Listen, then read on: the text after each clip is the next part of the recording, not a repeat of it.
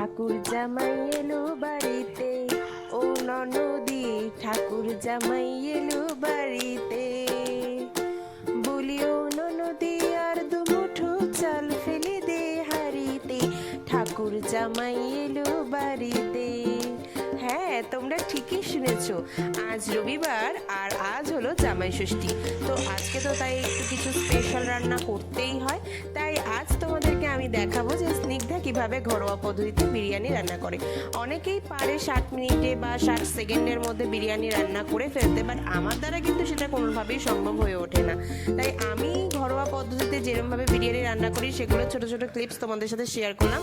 আজকে আমাদের মেনুতে ছিল চিকেন বিরিয়ানি, চিকেন কষা, আর এখানে ছিল স্যালাড, কাঁচা লঙ্কা, আম, মিষ্টি, পাঁপড় আর চাটনি। আজকে কিন্তু বিরিয়ানিটা খুবই অসাধারণ হয়েছিল। তোমরাও যদি এই ধরনের বিরিয়ানি খেতে চাও তাহলে অবশ্যই আমাকে কমেন্ট করতে পারো, আমি তাহলে তোমাদেরকে সেই বিরিয়ানি রেসিপিটা কিন্তু দিয়ে দেবো। আর আজকের বিরিয়ানি কিন্তু খুব সুন্দর খেতে হয়েছিল। তোমরাও কিন্তু এরকম বিরিয়ানি ঘরেই বানিয়ে খেতে পারো। আর যদি ভিডিওটা ভালো লাগে লাইক করবেন, share, subscribe for more updates. Thank you for watching everyone. Hare Krishna, Radhe Radhe. সকলে সুস্থ স্বাভাবিক থেকো।